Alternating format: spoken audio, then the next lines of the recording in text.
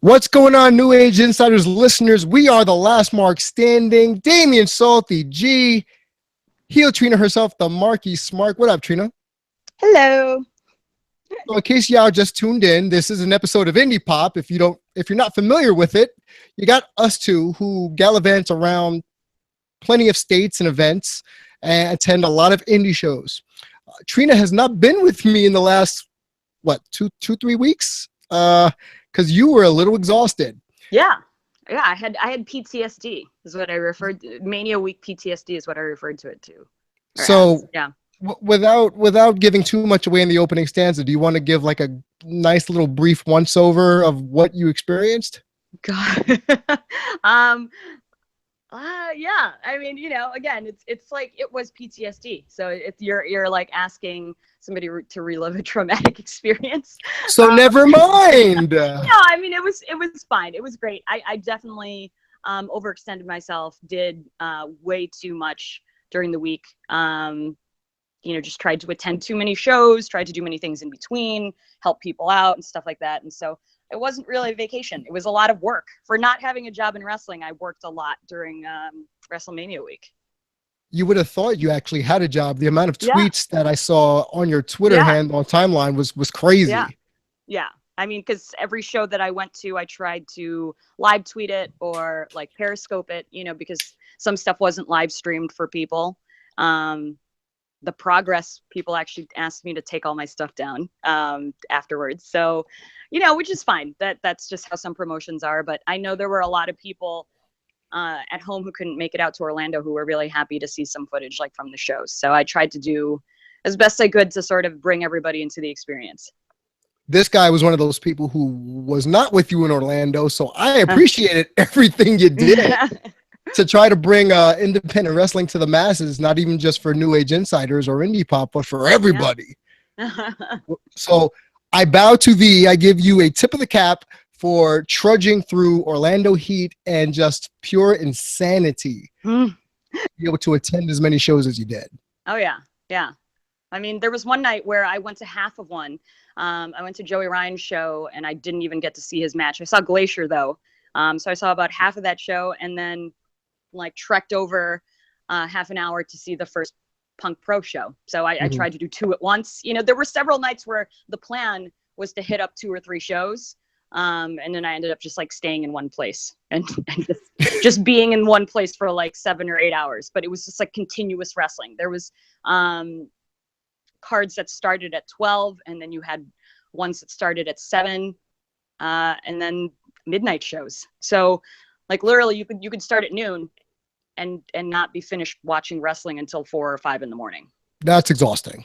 Yeah, it's crazy. And the thing is, for some of the guys who are wrestling all those shows, and there were a couple that did, all 3 call times.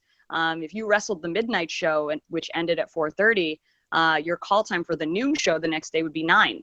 Oof. So, maybe 3 hours of sleep, something like that, and then you're wrestling again. So it was too much in 1 week. And I think if you listen to the Indie Pop right before WrestleMania week, we sort of said the same thing. On paper, it looked like too much. And I'll tell you, in execution, it definitely was too much. You want more hangout time. Like you go to Mania to like be with your friends and see people that you never get to see. And there was just, if you were at one show and someone was at another, you'd never see them because everything was like 45 to 30 minutes apart. And some people didn't have cars. And so, like for some people, they were just stuck at one place for the whole day because, it was difficult to get to another show. So that was the tough thing. I just feel like some of the spirit of what WrestleMania week is supposed to be was lost in having 15, 16, 17 shows running the whole week, like 3 or 4 a day, something like that is, yeah. So I'm exhausted now talking about it again. Yeah, I can sense that you're just feeling inundated with all these memories and flashbacks of Mania weekend. So right, exactly. So let's compartmentalize this so I don't lose you completely. Yeah. Who are some of the standout names that you remember when you saw matches out down in Orlando? So I was really excited to see Progress because, that's something that we don't get to see that often, obviously. And all these guys now that have been signed, to WWE. Trent Seven, Tyler Bate, Pete Dunne, you know, like to see those guys live was really, really awesome. I had a weird encounter with Tyler Bate at Janela Spring Break. I did remember that, yes. Yeah, because I tried not to mark out and pretend that I was just like, oh, I'm cool, it's fine. Like, and in doing so, maybe made him feel like, at least in that first encounter, that I didn't know who he was, like at all. Like I just thought he was a person. And so in trying to play it cool, I didn't want to slight him. So I ended up going back to where he was and being like, I know who you are. That was awkward. I made it worse. I mean, you know, and there's a picture that documented all the weirdness about it. So, yeah, that was good. One guy that I actually didn't see as much, but kept hearing about, and I've seen him before Mania Week, was Keith Lee. My favorite wrestler after this weekend, by the way. Right. And people were DMing me, people were messaging me. What do I know about him? Like, what had I seen before Orlando? Like, because people who keep track of indie wrestling very closely, a lot of people felt like he came out of nowhere, that they'd never heard of him before. And suddenly, you're just, you know, you're watching this like monster destroy people and have crazy athleticism and move like, you know, he's 170 pounds when he's not. He's very much so larger than that. So, you know, he impressed a lot of people. And then my personal MVP was Jimmy Lloyd, which you have no idea who that is. He wrestles at IWA. I think school-wise, he came out of CZW. So those are the two places that he's at Rockstar Pro. You know, the thing for him is that he only had, I think, maybe three matches the entire week. But he made as much as he could out of them. One of the matches that he had was Janela's clusterfuck. You know, I don't know if I can say that on the air. You already did. Don't worry about it.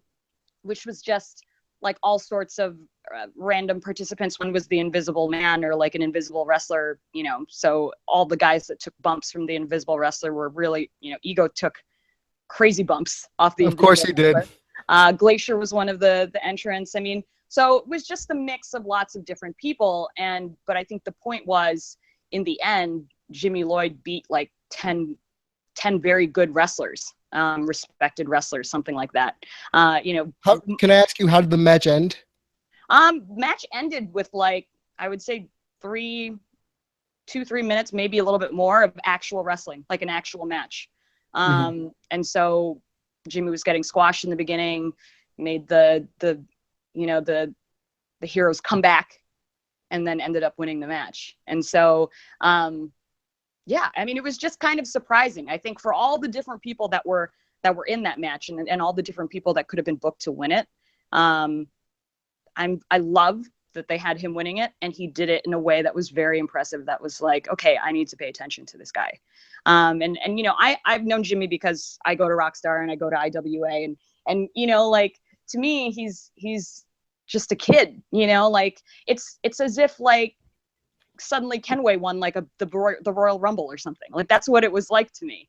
You know, Jimmy's a good worker, and he just does what he's supposed to do, and he works really hard. And it was just nice to see him get a platform like that, you know, on a big stage, because Janela Spring Break was a big deal. To me, it was the best event of the week, to be honest. That's what I've been hearing from people. They've told me that if you didn't go to Janela Spring Break, you missed out, because it was just complete bedlam in a good way. Yeah. Oh yeah. I mean, just the electricity there, like that venue is fantastic. You feel like you're in a pit. You know, like you see like the old footage of the Olympics from like the 70s or whatever, and everybody's so like close together, and it looks like hazy and hot, and that's what this place was.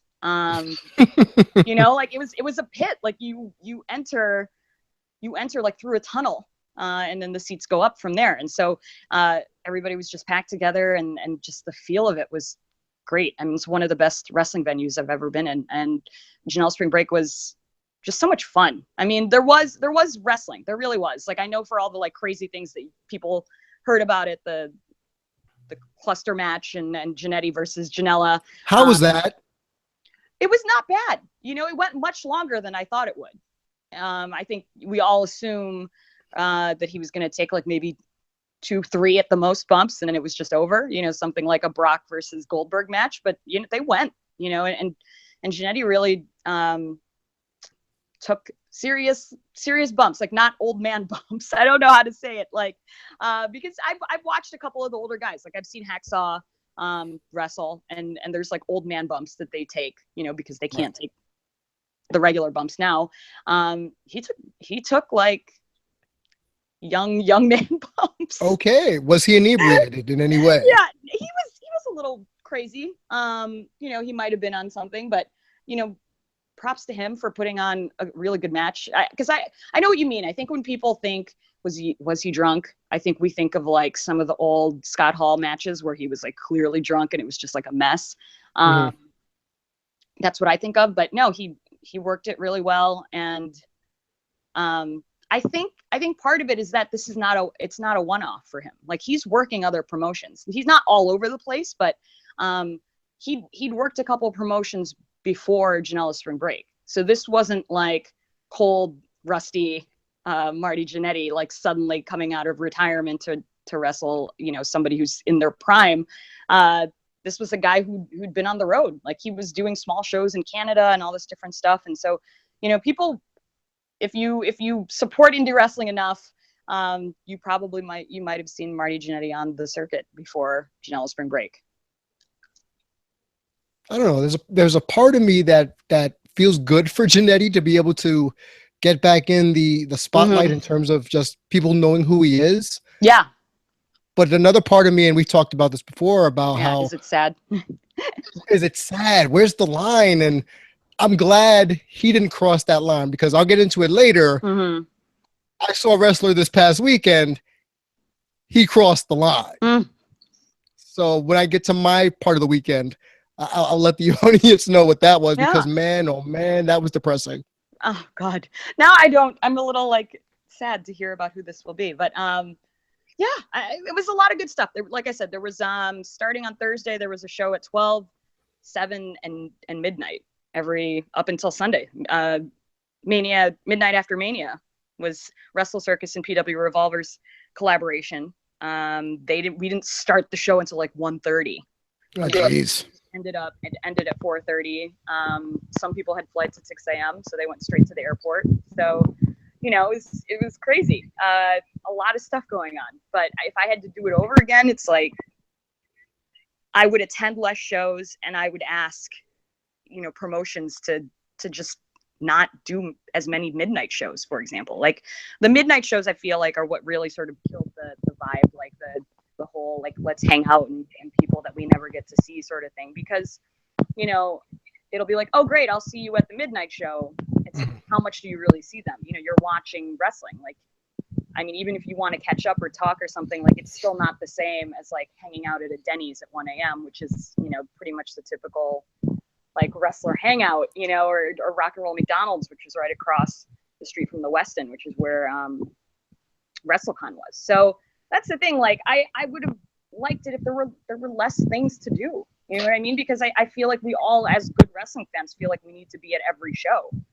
And if there had just like not been something on, say, Friday or Saturday, we all could have that would have been the day to hang out. Trina, what's going on over there? I feel like you're in a wind tunnel. Okay, the phone's getting far away from my face. Okay, I can hear you now, but it sounds like you're in a wind tunnel where like. No, I think the phone was just too far away from me, because I'm charging it. I can't. The joys of the new iPhone is that you can either charge it or you can listen, or you. Oh, you can't have both, huh? You can't. So you can't. I can't actively use it with headphones and charge it at the same time. So. This is why I'm a Samsung guy. Thank you very much, Samsung. This is my first iPhone. So what was the worst match or the worst card? A lot of people. Okay, I heard stuff about Evolve.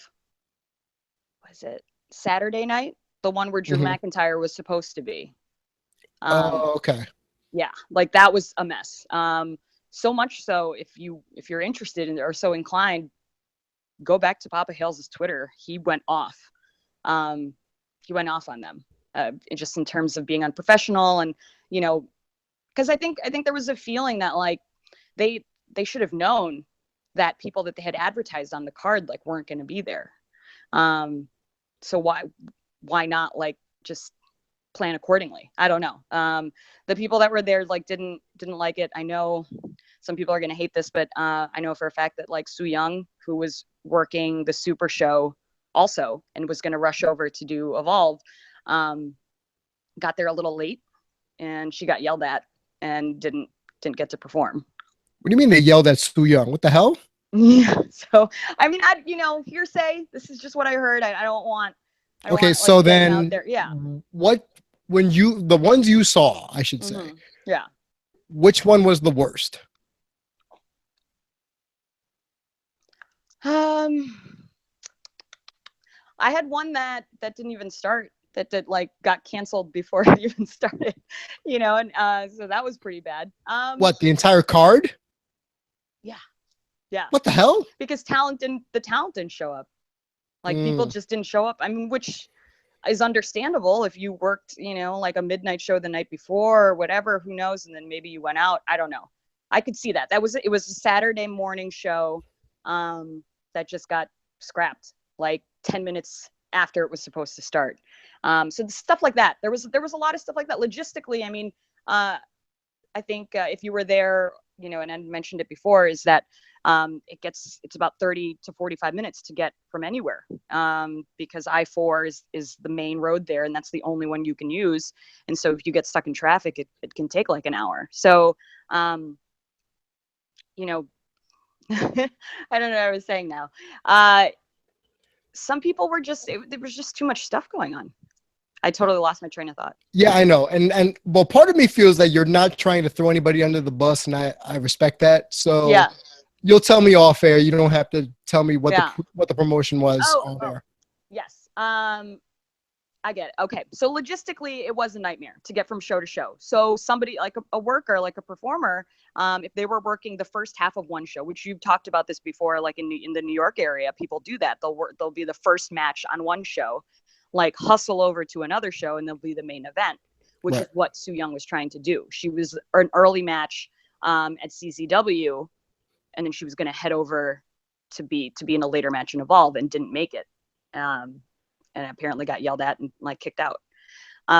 So it's, shows started late because talent got there late because of the traffic. It wasn't their fault, it should have been like easy, it should have been like enough time to get from place to place, but it wasn't.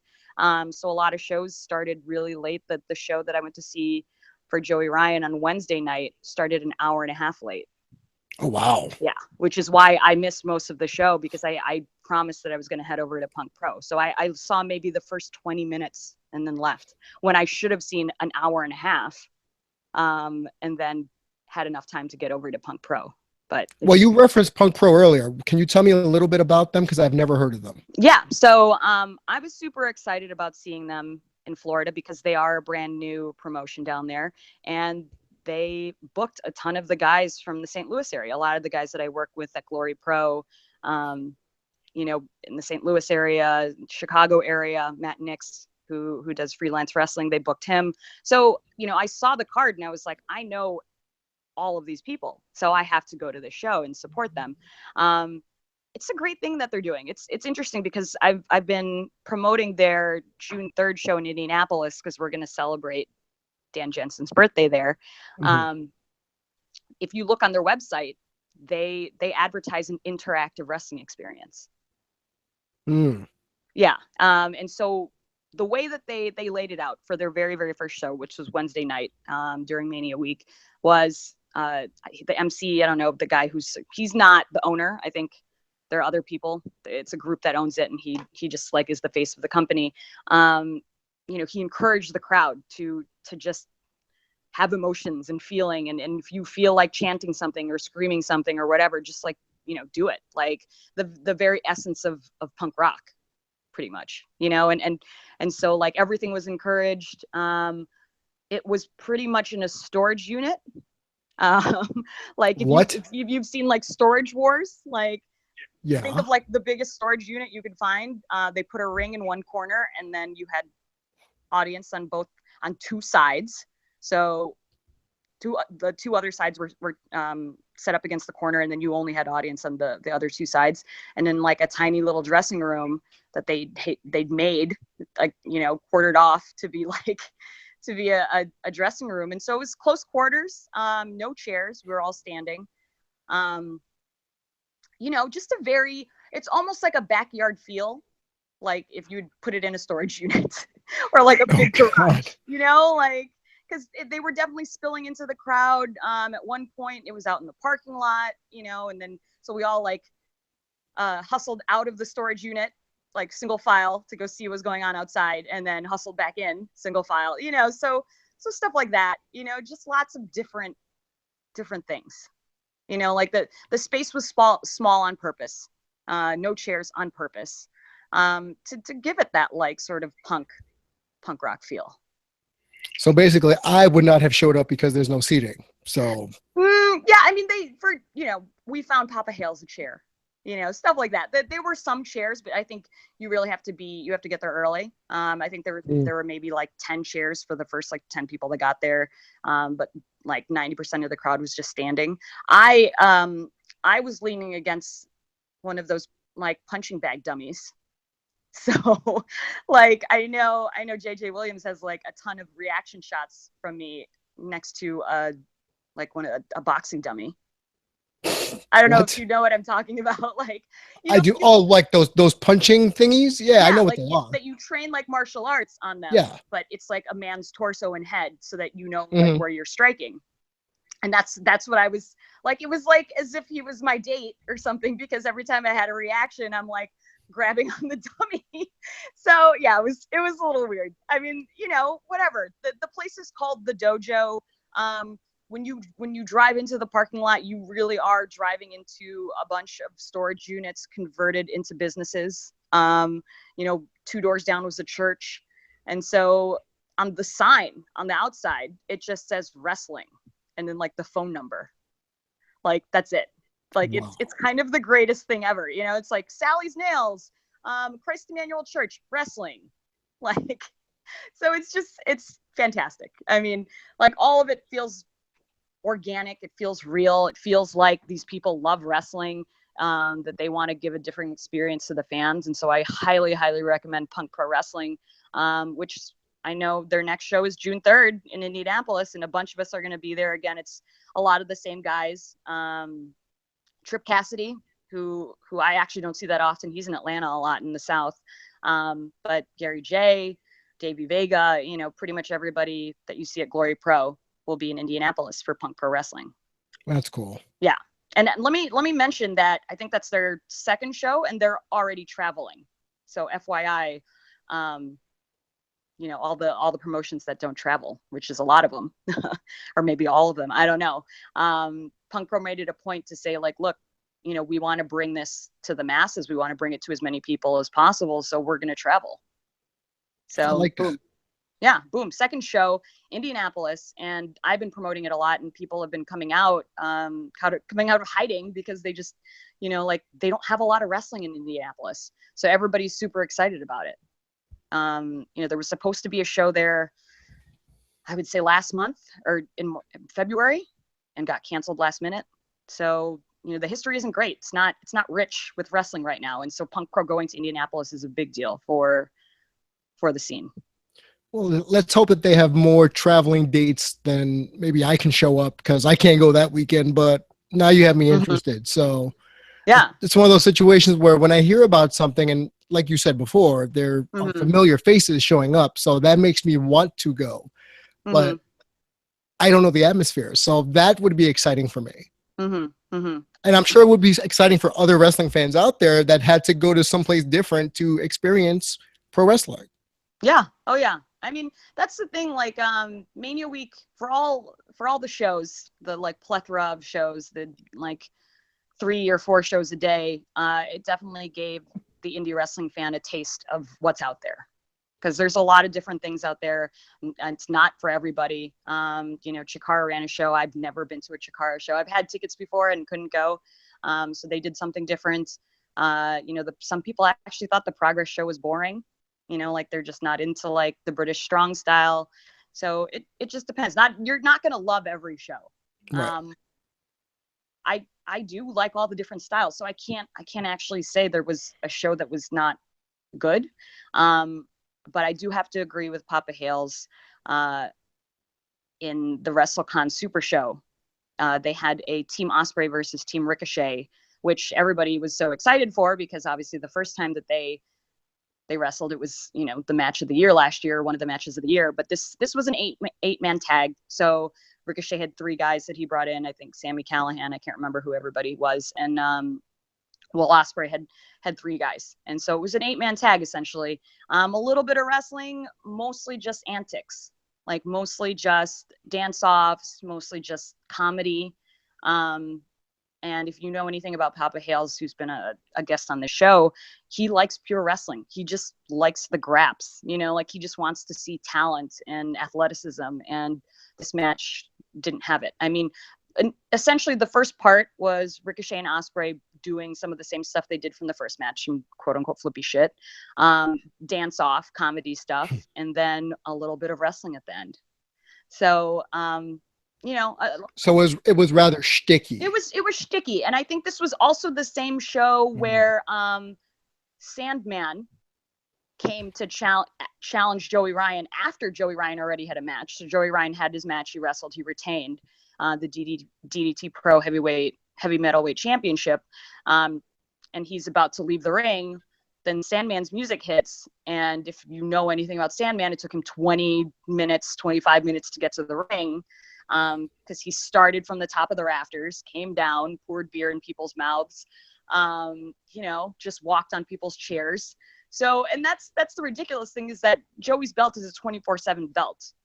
It doesn't have to be defended, you know, like that was kind of the dumb thing. Like, you know, after all of us were sick of the 15 minutes of Sandman already, and there was still 5 more minutes left, some people were like, I don't understand why Joey just doesn't leave.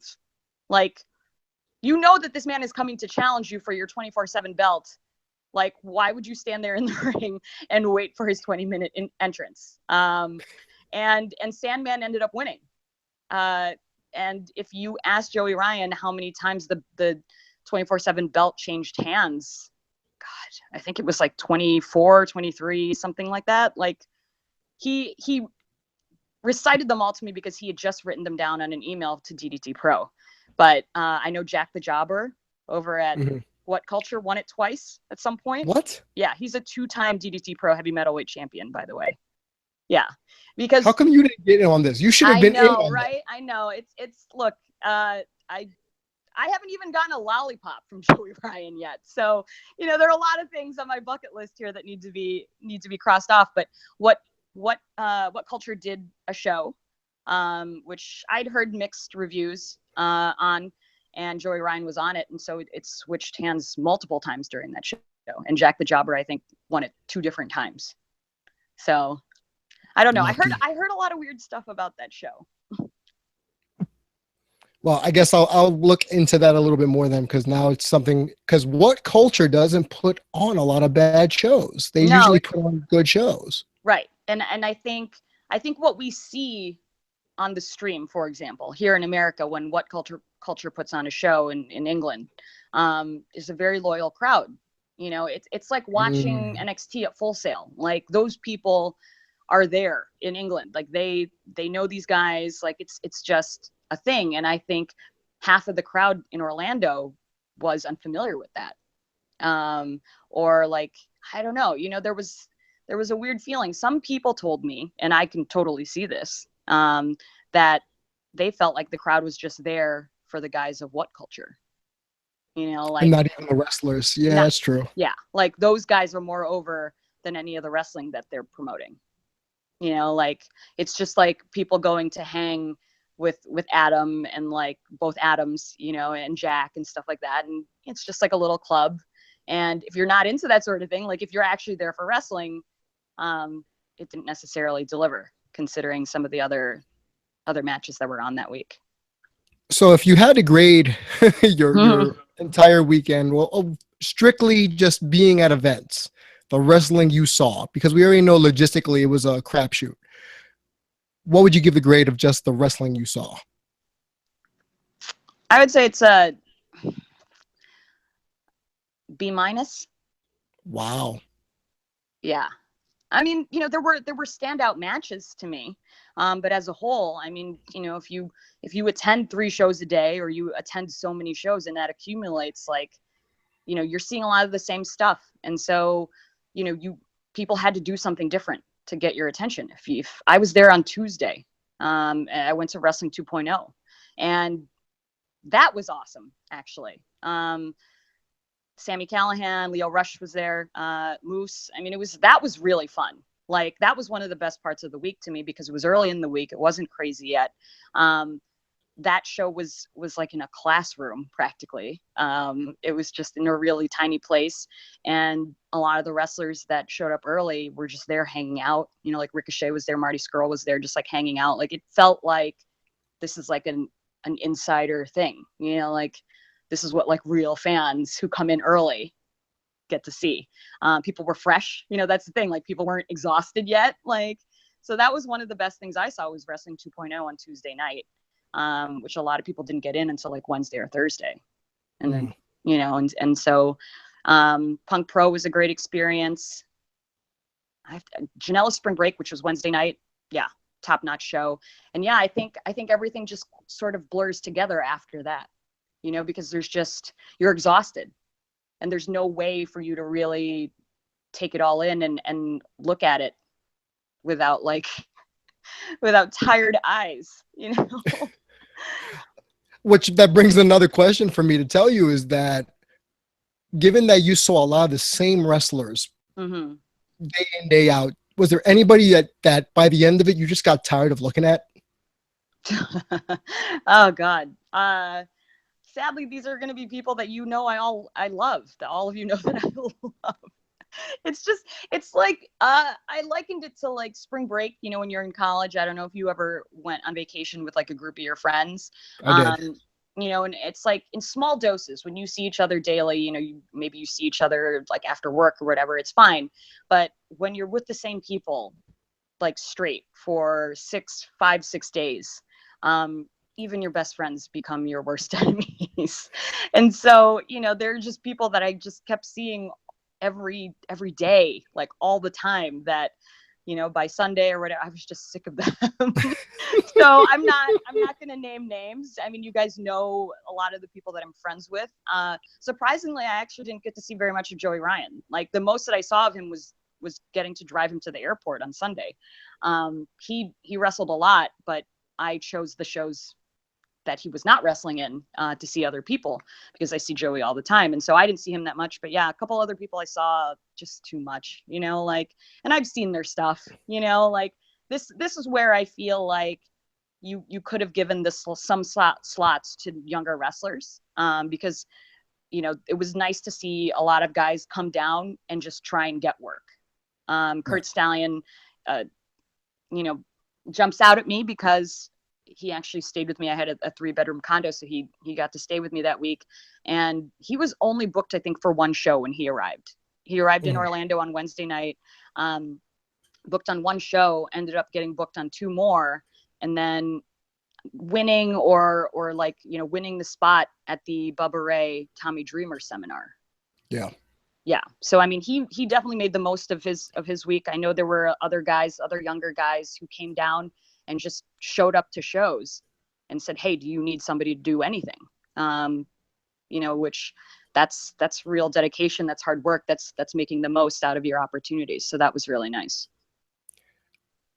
So when you say B minus, I'm thinking the curve starts way up and then it bottoms out, let's say toward the end of the weekend. Like, it just bottomed out for you.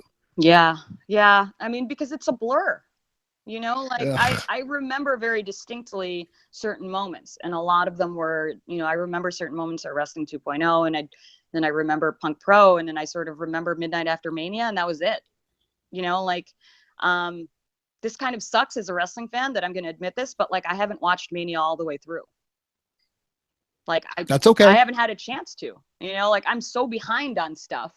I haven't watched Mania all the way through. I mean, I've watched the Hardy Boys over and over and over again, but I haven't watched the whole thing all the way through. I didn't watch the Raw after Mania. I haven't watched that.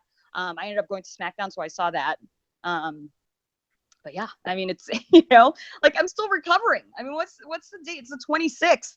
Like we're like a month removed from the whole thing, and I'm still talking about it. Like it's still tormenting me. Well, yeah, I mean, I get it because it's the same thing with me. You know, I took that hiatus for a long time, and anyone who's listened to Indie Pop knows I just didn't have it in me, man, after a while to continuously go to shows. So for me, knowing that this past weekend was my kind of like my dive back into the pool, I have a very, very interesting thought process in terms of how I feel about professional wrestling. Oh, no. Before I went this weekend. For those that don't know, I was at 3 shows this weekend. In spirit, I went to BCW in spirit because everybody kept texting me and DMing me about what was happening at BCW. Papa Hills was there, Hokai was there. Apparently, our friend Kurt Stallion made an appearance, and he impressed the hell out of the New York crowd. Yes. And for those that don't know, BCW is one of those shindies that we reference every once in a while, where they do have some talent that you're thinking they can go someplace, but more often than not, it's just an excuse to see cheap wrestling at the Elks Lodge, drink some $3 beer, some $4, Jack Daniels, and then watch some wrestling. But from the people that were there, they told me that a lot of people at first were shitting on Kurt Stallion. And as the match went on, he went up against BCW, one of BCW's top guys, and I don't know the guy's name because I didn't really care, but Kurt Stallion won them over, and he was in pure, unadulterated Kurt Stallion form. And Trina, you know exactly what that means. Like when Kurt's on, he's on, because I saw him this weekend at Tier 1. So yeah, let's just say he's not good for the kids. Let's just put it that way. Kurt Stallion is not for the kids. Cover your ears. So there was that day on Friday, and then Saturday there was a joint promotion between Tier 1 and Battle Club Pro. You've been to Battle Club with me. I've gone to Tier 1 before with Team Salt, and it was a 2:00 show on a Saturday. So with those kinds of crowds, you don't know the type of a fan you're going to get, but and Hokai can vouch for this, and Papa was there too. The crowd was dead. Like this crowd had no energy. The curtain jerker had the fella twins. So the fella twins can get a rise out of the crowd, pun unintended. But the crowd was just dead. And then as the matches went on, the wrestlers started noticing it, because there was a match between Myron Reed and Arcadia, and they stole the show as the second match of the night or the afternoon. But there was no one in the audience. There was probably no more than 50 people at La Boule. And it could fit at least 70 to 80 comfortably. So I don't know. Me personally, I just thought it's too early to have a show. It's too early. 2:00 in the afternoon might be a little too early to have a show. Yeah. What do you think about that? It's a little early for people to get drunk. So, I don't know. Maybe not. Not if you watch college football on a Saturday. So. I mean, look, I'm not gonna lie. Big Rick went with me, to Tier 1, and we went to the bar at the show started late. That's the first thing. Yeah. So we went to the bar at 3:00, and they hadn't even set up the bar yet. So you have this group of people just waiting. And it just so happens that the bar is right behind Papa Hales' chair. So, he saw me, and then I shot the shit with him for a while. And then, talked to Hokai, and then talked to, Abby the Butcher, who the camera guy. And we just all shot the shit. And then when the matches started, I'm like, okay, I'm trying to get invested in this stuff. But I didn't wake up personally until there was a Survivor Series elimination match between Tier 1 and Battle Club. The people that stuck out to me were Joey Janela, Kurt Stallion, Jordan Grace. Those three, because it was one of those 4-on-4 matches where people get eliminated. And a lot of these talents didn't really establish themselves. But I can honestly say Jordan Grace wrestled the dudes, because it was supposed to be, one girl for Battle Club and one girl for Tier 1. But apparently the girl didn't show, or she couldn't make the event. So they had Jordan's matchup against Anthony Bennett, formerly of the Cruiserweight Classic earlier this last year. So she whooped his ass a lot. I love it. And the best part was, before the match started, she gives her like pre-workout drink or post-workout nutrient drink to Henry. Because Henry's sitting next to me. So Henry's holding this jug of water for Jordan Grace as she's wrestling.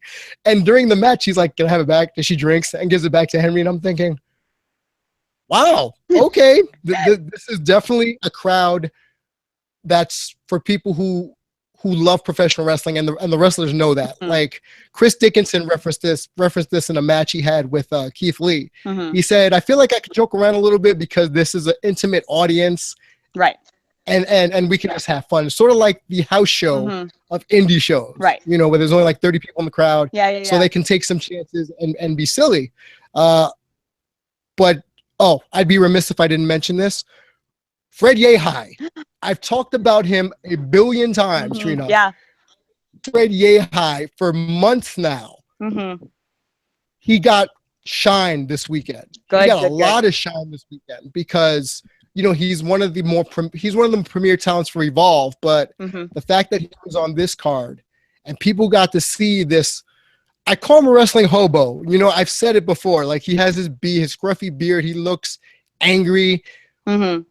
You know, the character he portrays is just like a wrestling lunatic. You know, he looks like the guy on the subway train that is going to ask you for money, and then when you tell him no, he's going to get mad at you and stomp you in the foot. Yeah, exactly. You know, so that's what Fred Yehi does. Oh, and here's a funny Fred Yehi story, if I haven't told this one to you. There was a show at Evolve, I want to say maybe 5 months ago. So he didn't have any shirts. You know, Fred was just selling, you know, autograph 8x10s. So I say, you know, Fred, like, how much for a picture? He said $7. So I said, okay, I only got a 20. Can you make change? And he gave me this face like, change, what's that? Yeah. Like, literally gave me this face like, change, what's that? So I'm here waiting for the change, and Fred Yehi had just straight up walked out. So if anyone knows Fred Yehi legitimately stole $13 from me and did not give it back. And being that, you know, I know indie wrestlers need all the money they can get, but it was just one of those ironically funny thing where, you know, Rick is standing next to me and he's like, "Did Fred Yehi just take money from you and not give it back?" I said, "I think so. I think he took the change. That was his tip, I guess, for taking a picture with me and signing an 8x10. But I digress. That was funny for me. But Chris Dickinson was another one that stood out to me. And I've talked, you know, I said this on Twitter. I want him to be the personal security guard for Last Mark Standing because Chris Dickinson looks like Chris Masters if he didn't have hair, but a better in-ring worker, if that makes sense. More athletic version of Chris Masters. Interesting. Huh. Yes. And he's part of this whole, you know, this group called Catch Point with Yehi, with Riddle, you know, Hot Sauce Tracy Williams and Evolve. So he came out to Guile's theme song from Street Fighter. Because I'm geeking out over hearing Guile's theme song, and I'm telling Henry next to me, Guile's theme does indeed go with everything, because it really does. It's fantastic. It came out to it. And then his opponent was Keith Lee. So, you know, Keith Lee rhymes his theme song. Like, he's singing his own track. And full disclosure, I have played this song religiously in the 3 days that he sent me the song. You got to pay him $1 for the song, and then he'll send it to you. Yeah, I know. But I've been jamming out to it at work, to the point where my kids at the office, they're asking me, "Who's that rapper? He's kind of good." And I'm thinking, great, they think Keith Lee's a rapper. Okay, that's nice. That's good to know. But they had a real phenomenal, pun unintended, hard-hitting match that I thought it was. I thought it was good psychology. I thought they had great chemistry, and it started off so funny because, you know, Dickinson is making this commentary while he's wrestling, and Keith Lee also does commentary while wrestling. You know, they'll make quips at each other. So Dickinson, the first like 5 minutes of the match, is trying to get Keith Lee to rap his theme song. Oh my gosh! In the ring while they're in collar and elbow tie up. So I found that to be completely hilarious. Yeah. And remember, I had seen Keith Lee once before live, and I wasn't overly impressed. So I asked you, what did you think about him? And you didn't know at the time, and I believe this was maybe like 2 or 3 months ago, or 2 months ago. But after this weekend, I can fully say I am a big Keith Lee supporter because him and Jeff Cobb are two of the biggest dudes that make shit look easy. You know, I know a lot of people are going to tell me Donovan Dijak, you know, makes things look easy, but he's supposed to, you know, like he's 6'7", mostly muscle. You look at Keith Lee and Jeff Cobb, you don't think guys who are, for a lack of a better term, thicker than most can do moonsaults and shooting star presses and make it look like they're not trying. Right. And I think for me, that was a big takeaway from Keith Lee. And that's just tier 1. So fast forward to nighttime. And I hated this because I had to make a choice. You know this. I had to pick between Evolve and HOG. Would you believe I could have gone to all 3? What? Because HOG did not start until 8:45. Oh, jeez. But Evolve started promptly at 6, and they were done by 8. Huh. So I conceivably could have done all 3 shows. Oh my God! If you had known. Maybe just missed one HOG match, or you know, maybe the first like match, or maybe the first 2. But here was my problem with HOG, and I've been a big time supporter of House of Glory. For those that don't know, you know, they're owned by Amazing Red. I go to their events religiously, monthly, seasonally, whenever they have one. I go because I enjoy the stars they're building up. Yeah. What I don't like is I get to the place with Rick, and the outsiders haven't shown up yet. Now they were billed to be part of the meet and greet because the event was called New World Rising. So you would think that the outsiders, Hall and Nash, would be featured prominently, like a GM kind of role, or maybe they'll cut like multiple promos throughout the event. Trina, I shit you not. Outsiders got there. They literally were doing the meet and greet for 45 minutes. They stayed another half hour. Oh. Bounced. So I don't like when promotions do this to bring in people where they bring the big name, and I've called HOG out in this a few times, where they bring the big name in order to bring the butts in the seats, but the big name they're bringing in is gone after like the first or second match. So they had the outsiders do a promo, which you couldn't hear because the acoustics were so bad in this gym we were at. It was like a rec center. It wasn't the normal NYC arena. And when I tell you I was in wrestling hell, Trina, and if those of you followed my Twitter at Dare to be Damian, I tweeted the whole night, I am in wrestling hell. I was in a section, front row section, where people didn't shower. They smelled. And then the doors weren't open, so the funk stayed there. So it was like a black cloud of funk. And on top of that, there was a young man there, and I'm not going to guess what his age was. I'm thinking he was over 18. He falls into the category of it's still real to him, damn it. Oh, man. To the point where he's cussing out every heel like they're killing his brother. And he had a high-pitched squeal of a voice that pierced my ears every time he opened his mouth. So I'm about to do a quick impersonation, and I'm sorry if anyone knows this kid, but excuse me. Oh my God, why are you doing that? Why are you hitting him with that chair? Referee, do your job. Oh my God, what the fuck? I can't believe it. What is happening? No, don't do that. Why are they doing that? And that was his voice. Oh my God. I kid you not, Trina, that was the kid's voice. So you can only imagine how crazy I went having to be with the gorilla funk, as I like to call it. Yeah. You know, like gym socks and ball sack. And then you have the still real to him person, and he's playing everything, and he's saying moves wrong, and part of me wanted to slap him beside the face, but his boy fell asleep next to him, and it was just like this. You thought Janela was a clusterfuck? This was a clusterfuck. Because I can't begin to tell you, the only people I gave a shit about at this event were, as you know, Ken Broadway, aka the MVP of House of Glory, and the one man, according to Hokai, the one person who doesn't like Anthony Gangone, me, watching his match against Joe Gacy from CZW. Those were the best 2 matches on the card. And I'll get your opinion after I say this last point. There was one women's match. There was Sonya Strong, who is the resident Glory prime A1 women's wrestler. And she was in a tag match with Willow Nightingale, who I've covered on the show before, who I've covered on Indie Pop. And one of the highlights of my weekend was being able to meet her and talk to her for a couple of minutes about, you know, coming back from injury.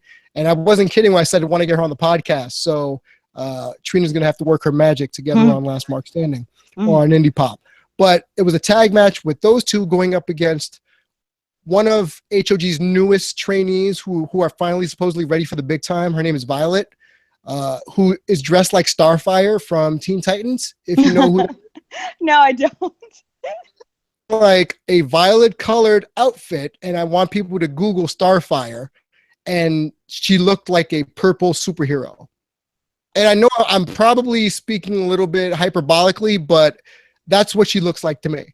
Her partner was Woman of Honor Sumi Sakai. And I had never seen Sumi wrestle live before, so she wrestled as a heel.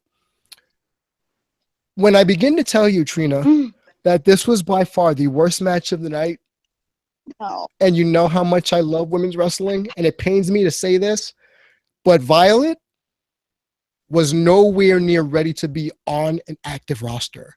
When they botched the finish, because Sonya had to literally direct her to go into the corner for the spot. Like you see Violet not even like selling an injury, walk over slowly to the corner, like nobody's watching her do it. Right. As Sonya's moving her hands to direct her to the corner. Oh, God. And then they botched the moonsault onto chairs because Sonya rolled the wrong way. It was just bad. Yeah.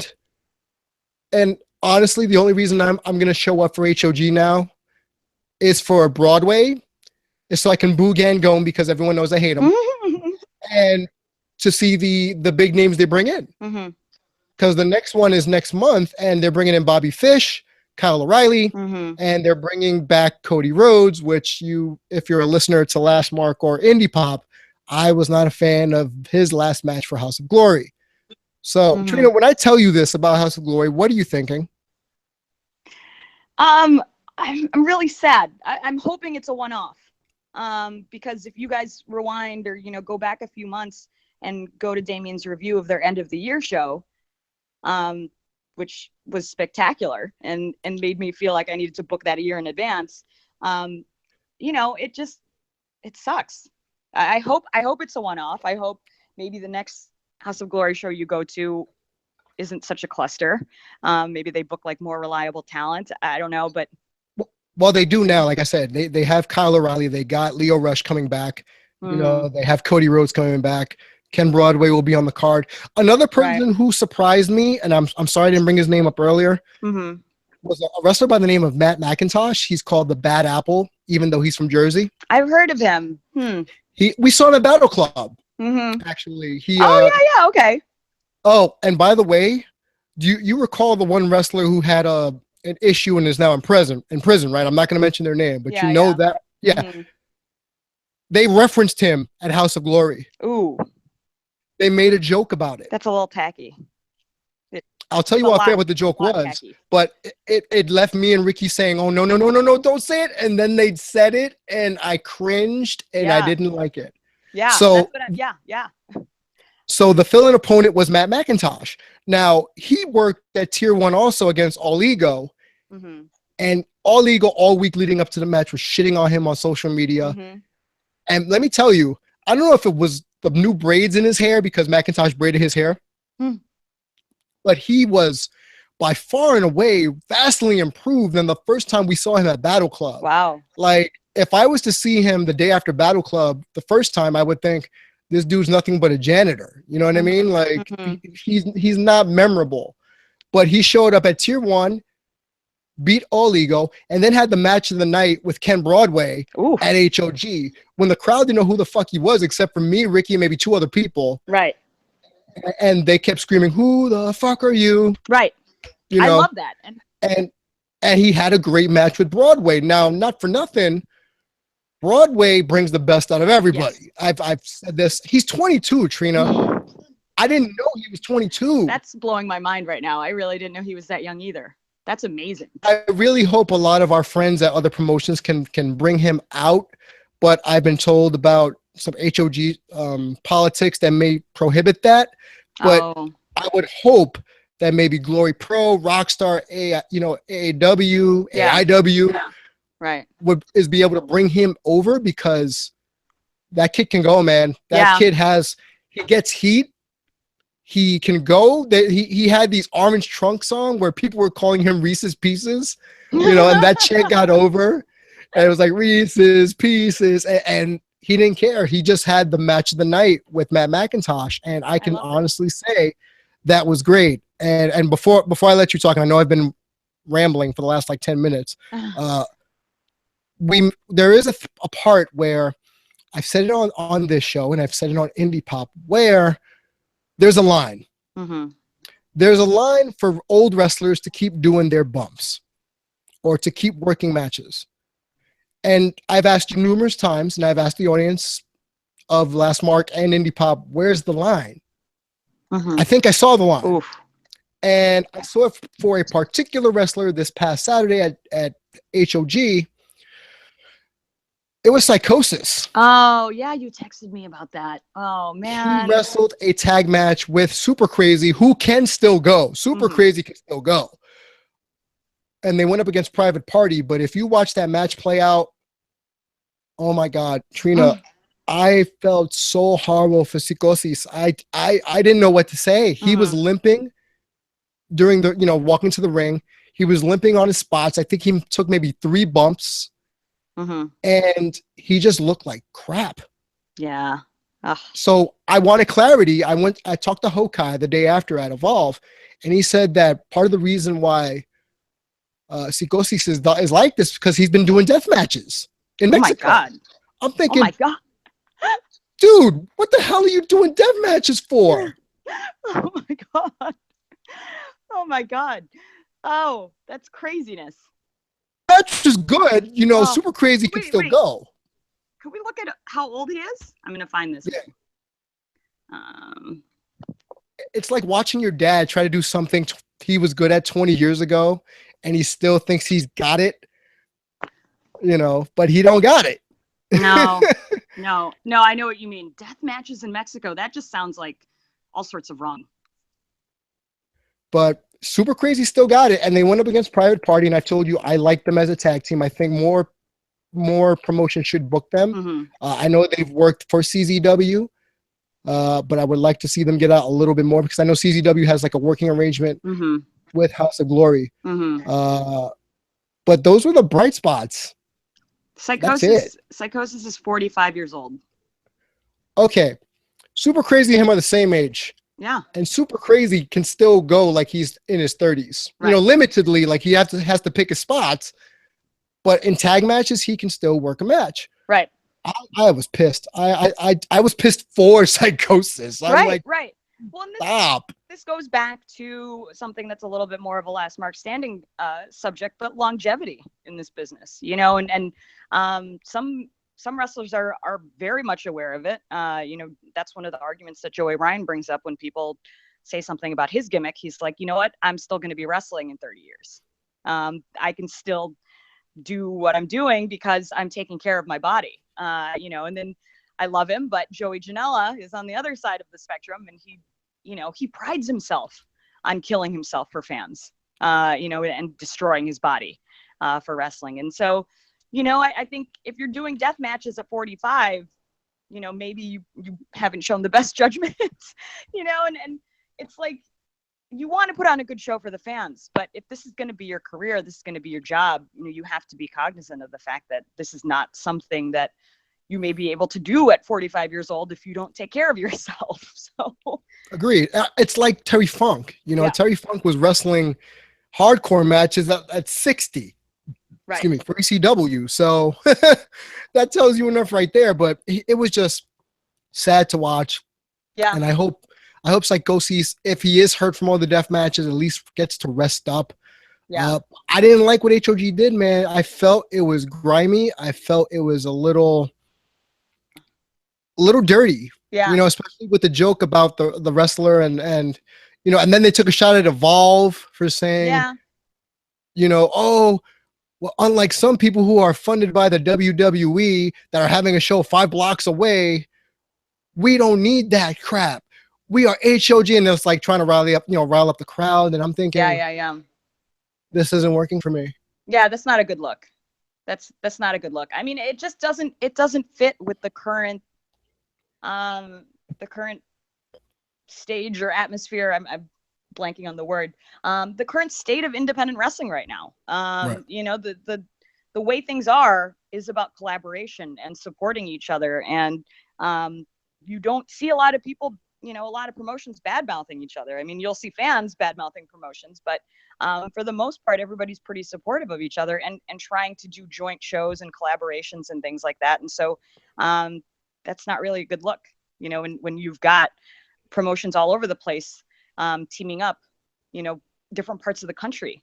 So when you mention actually CZW and Private Party, it was announced yesterday that Freelance Wrestling in Chicago is doing a joint event with CZW. So I'm hoping to see some CZW guys in Chicago on July 21st when they wrestle with the Freelance guys.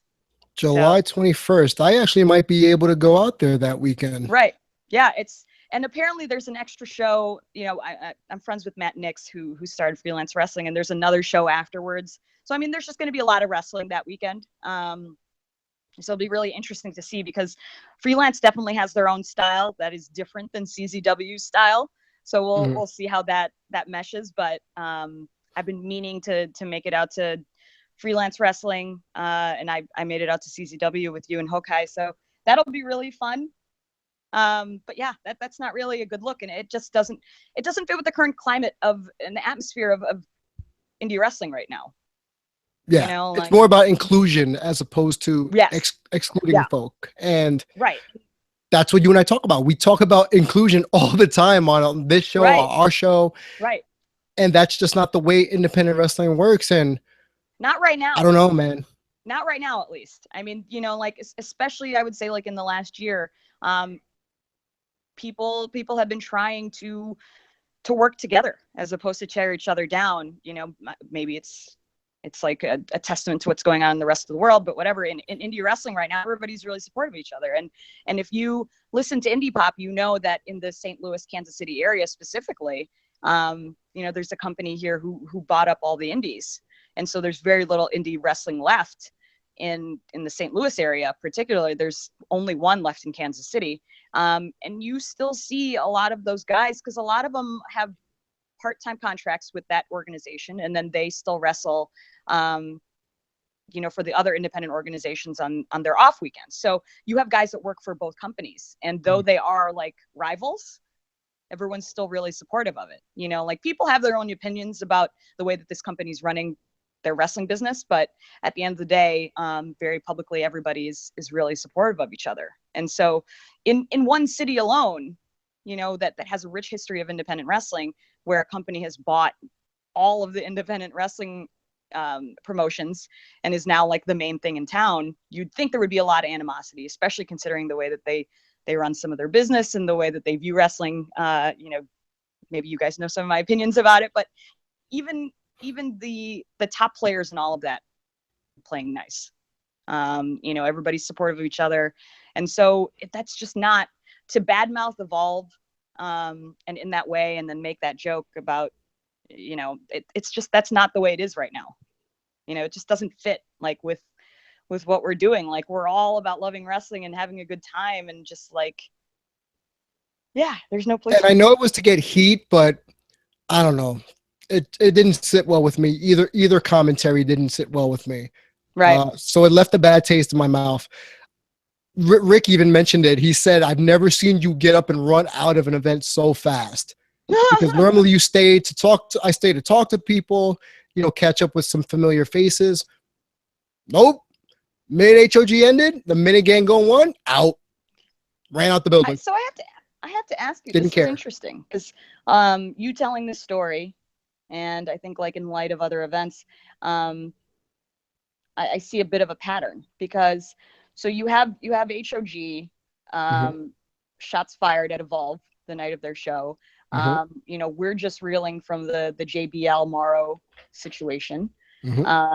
And just tonight, Kenny Omega tweeting out, have you seen this? With the tweet about he doesn't want to appeal to WWE fans. Yeah, that he doesn't want fans like that. I mean, that's a little weird to me. And the backlash has been surprising. Well, against him or for him? Against him, because you know we have a lot of people who listen to Last Mark Standing and Indie Pop who have been, you know, staunch Kenny Omega fans for a long time, and it took one tweet and they're like, I'm not a fan anymore. So that's really interesting to me, you know, like I don't know. I don't know if my favorite indie wrestler said that, if I would turn so quickly. I mean, I don't know. It's fine. You know, like I think the turn is, I don't like you. Everybody's open to liking and hating who they want. But I'm just wondering if it signals something. It signals a sort of negativity. Maybe we're seeing a shift, you know, if everything leading up to this point was about community and inclusion and, you know, all this just love, wrestling love, like maybe we're suddenly seeing a couple of events that are pointing in the other direction, you know, like WWE not saying anything or whatever about JBL, when at this point it's almost widely known that he bullied Morrow sucks. It sucks. And it sucks that House of Glory did that to Evolve. And it's, you know, kind of shitty and like not really warranted for Kenny Omega to tweet that to fans. You know, I don't know. Like, is it necessary? Do I think it's necessary? No, it's not. But yeah, in the age of social media, I feel that's par for the course to stir the pot.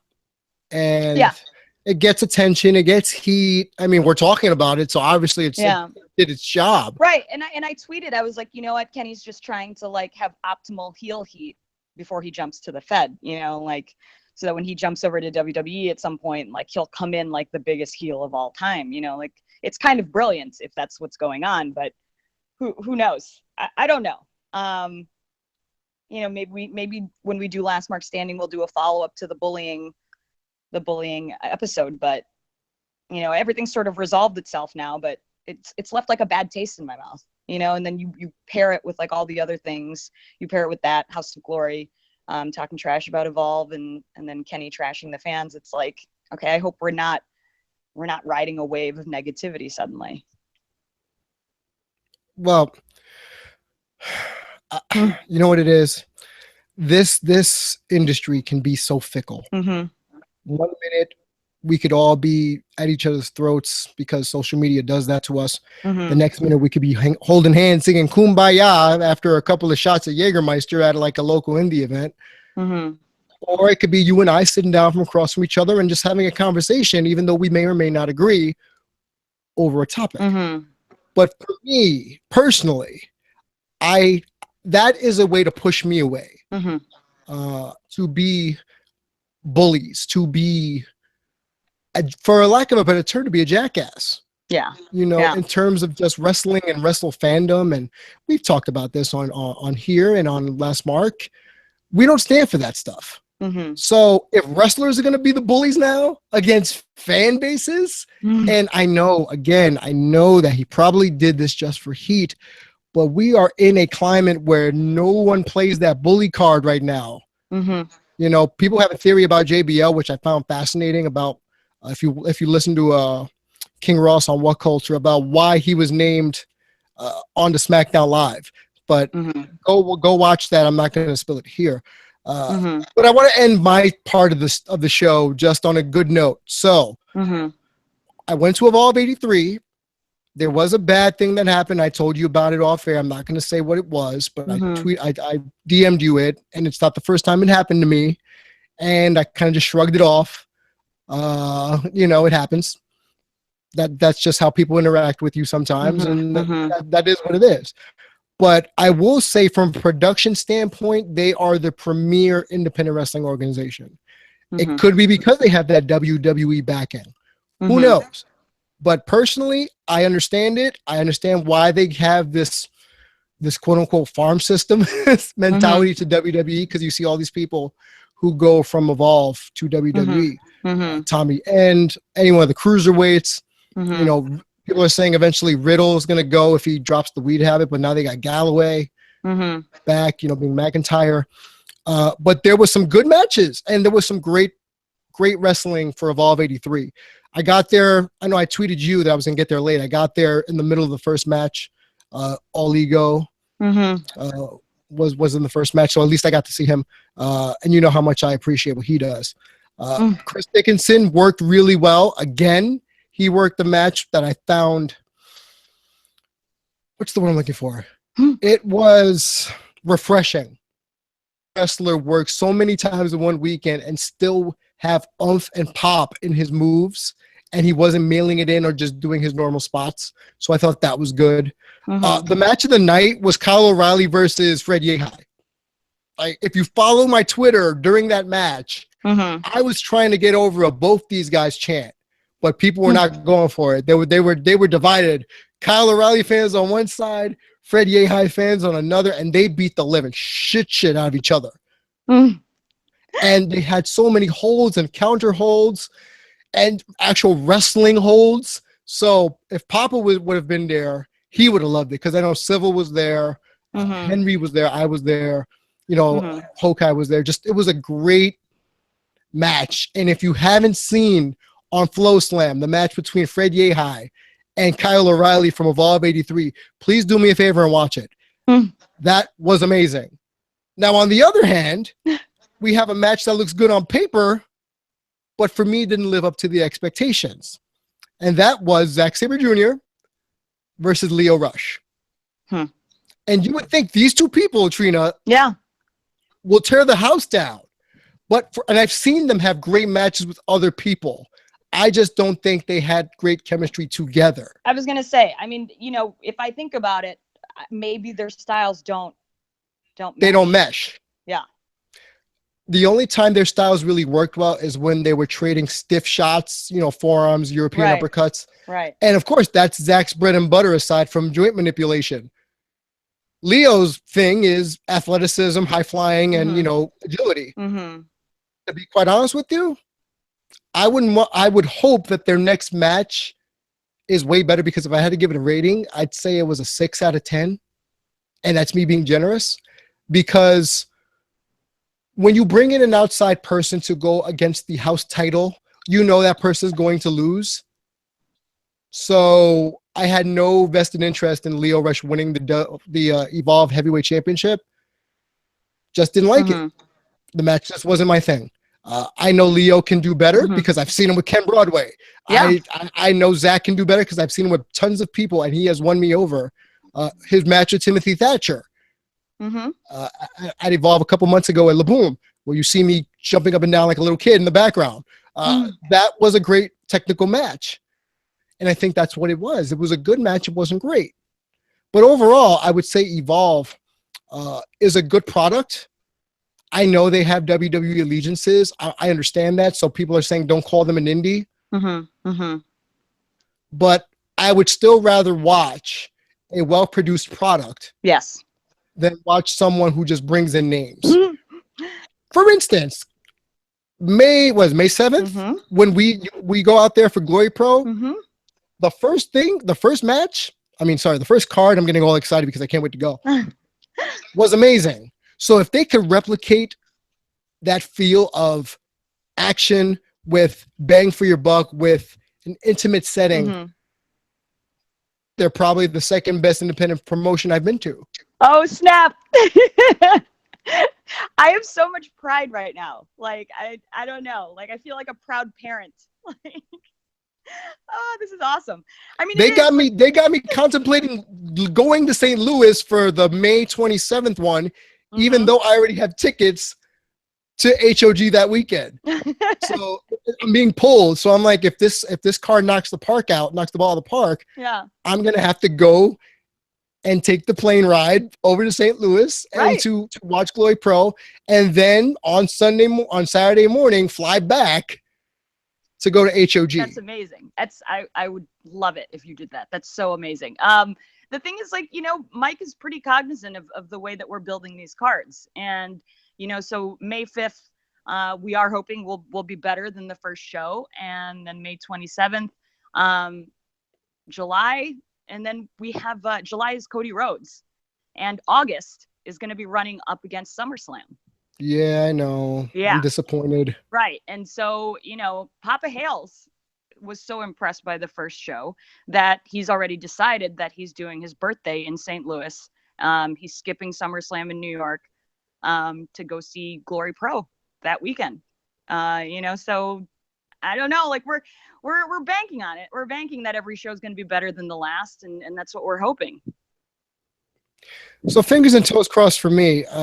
Before we get out of here, any last bit of words or words of wisdom to the last mark standing and Indie Pop audience? No, nothing. Fine. Are you still there? Yeah, I'm here. I'm waiting for you to tell me if you got any words of wisdom. Okay, I don't want to end on like a negative note, but I think to piggyback on what you said about the women's match, that at HOG that was bad. Mm-hmm. I went to CCW this past week in Cape Girardeau Comic-Con, and then they had a super show afterwards. Joey Ryan, Jeff Cobb, Colt Cabana were there. They had one women's match on the card, and it was horrible. Leva Bates was probably the top name out of the four women that wrestled. It was just really bad. So much so that other wrestlers came up to me after the show, and we were talking about matches, and they were like, that women's match, and I was like, I know, and these are not, maybe some people want to paint them as like misogynist. Maybe they just don't like women's wrestling. No, these are guys that I know support women's wrestling, and they saw a bad match. I saw a bad match. And I have to say, I feel like the indie scene has felt the loss of Heidi Lovelace and Kimberly, who are now in NXT. Mm-hmm. Ruby Riott. I don't know what, so I feel like we feel their loss, because I know Heidi wrestled all over the place. She was all over the Midwest. So theoretically she could have been on this card. I mean, freelance, she was everywhere, AAW. So she elevated the level of competition. I feel like people just looked better, wrestled better when she was wrestling against them. And so I feel their loss like pretty profoundly. I mean, some of my favorite women's matches are Kimberly versus Heidi Lovelace. So, I don't know. I would love to see Jordynne Grace more. I only get to see her when I'm on the East Coast. I think she's a great talent, but it's weird because you actually asked me today whether you should go to Shimmer. And I think I texted you back. I was like, yeah, I went. It was great. But that was the time when, Heidi was still there and Kimber was still there. Yeah, I can't. Yeah. When you told me that, I'm thinking I can't go. Right. And I mean, that's the thing. It's tough, it sucks that and then Candace is going to maybe go, who knows? I don't know. I don't have any insider information on that, on whether she actually is signed or not. She did show up at NXT, I think last week, a house show. So I don't know if Candace is gone. If Candace leaves, that's going to be a big hole to fill. I mean, bets are off at that point. Yeah. I mean, she's the biggest name right now in women's wrestling. I mean, she's wrestling guys. Almost all her matches now are intergender. So I don't know. It's tough. It sucks about the women's division, but appreciate what we had, what we have. Watch them now on NXT, because now that they're gone, it's definitely their absence is felt. Oh, I just remembered. Oh my God, I cannot believe I didn't mention this before. Yeah. The Carnies. Oh, yes. Let's end the show praising the Carnies, please. I saw them for the first time during tier one, Yes. and I adore them. I think, you know, I know Nick, and I you know, I got to meet Kerry, and Yeah. their gimmick Yes. is amazing because first off, like I told you and I told Nick, I said he epitomizes the independent wrestling variation of Ryan Gosling. Like he just has that face that you don't want to mess it up because it's pretty, but you want to punch it because it's pretty. I love that, and the whole ringleader and the top hat. And then you see Kerry, who's like this slovenly looking guy who looks like he hasn't taken a bath in 4 months. Yeah. You know, who's like putting stuff in his pants and putting it in his armpits, and on the surface just seems so gross. But they're awesome dudes, and I loved their match. And their match was an old school tag match against a couple of guys. One of them is one of Ethan Page's gatekeepers, and it was another one. It was a 7-foot guy, apparently, that Hulk was telling me. I don't know his name off. Oh, PB Smooth. That's his name. He's 7 feet tall, former basketball player, getting into pro wrestling. But the Carnies were amazing. They have showmanship. They're entertaining, and they play the role perfectly in a match. And they can go, especially Kerry. Like, I love Nick, but Kerry can go for a guy his size. Yeah. Oh, yeah. People might sleep on him, but man, those guys, I freaking adore those guys. I cannot wait to go see them more often. Just follow Carnies, man. Just follow them. Yeah, I mean, follow them on social media. Like, if you don't even get to see them live, which they're fantastic wrestlers, they're great people. You know, that's what I'll add to this. I'm so glad you finally got to see them live, because this is, I think, their first time in New York City. It was an invasion. You know, they pretty much only wrestle in the South. They're in Atlanta. They used to be at St. Louis when Anarchy was there. And so that's where I got to know these guys. I went to the very last Anarchy show, and, you know, followed their social media, because both of these guys they love wrestling, especially Kerry. He's a really positive dude. He's the light of my timeline most of the time. You know, I mean, he's just always providing us with like wisdom and just positive vibes, and he's fantastic. And the funny thing about Nick Iggy is that I think he has a lot of charisma. Like you feel that when he's in the ring. I will tell you 100%, it's real when it's out of the ring. So much so that the very first time that I like actually got to sit down with him, and like we were at Denny's or something, I hated that guy. Like, I hated him in the fact that he was taking attention away from me. like he's just a natural showman. You know what I mean? Like if you've hung out with me or whatever, you know my personality. It's just like it's like a show sometimes. I'm like putting on an act. Like I just like to be fun and funny and make my friends laugh. And so it's like we're there and he's just running the show. I mean, it's a table of 20 people and has everybody laughing. You know, he's like cutting promos on me. I mean, the guy is just like enigmatic. I mean, he's really fantastic. And so, I mean, now he cut a promo on Priscilla Kelly for eating cheesecake. That's what I'm saying. The guy will cut a promo on anybody in real life, and it works, and it feels sincere, and it's cutting, and it's just like, you hate him, you know, you're just like, God, like, I hate this guy. Like, he's so good looking. And he's just really good at what he does. You know, and now that I know him a little bit more than just like one night at Denny's, that he's a great guy too. You know, like at the end of the day, both of these guys are just really fantastic human beings, and they happen to be really, really good wrestlers, and they're good performers and entertainers. So, and I think that's a plus right there, what you just said, because some people will tell me, oh, but this goes for all independent wrestlers. Mm-hmm. They have to be entertaining.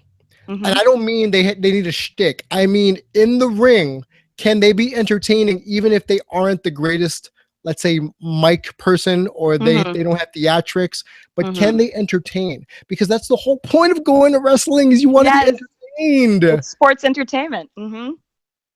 But though, I love those guys, and I cannot wait to see them again. I co-sign for sure. So that leaves us on a good note here at Indie Pop. Yeah. This is a long episode. We had a lot to catch up on. New Age Insiders Network, thank you so much for putting up with our garbage. And all the listeners out there who appreciate what we do, they reach out to me and to Trina all the time to just tell us that we do good work. We just do what we can. You could tweet me at Dare to be Damian. You could tweet Trina at the Marky Smark. Our show at Last Mark Podcast, which we will be pumping out hopefully at some point. If not this week, definitely early next week. So be on the lookout for that, because we got a lot more stuff to talk about in terms of this whole bullying crud, especially with the JBL and the moral fallout that is starting to boil over. So that's where you can find us, tweet us, just say hi. If you got something you want to tell us for a future show, DM it to me, DM it to Trina. Just don't be a dick. Okay, that's rule number one. Just don't be a dick. So thanks, everybody. We'll see you next week. Bye, guys.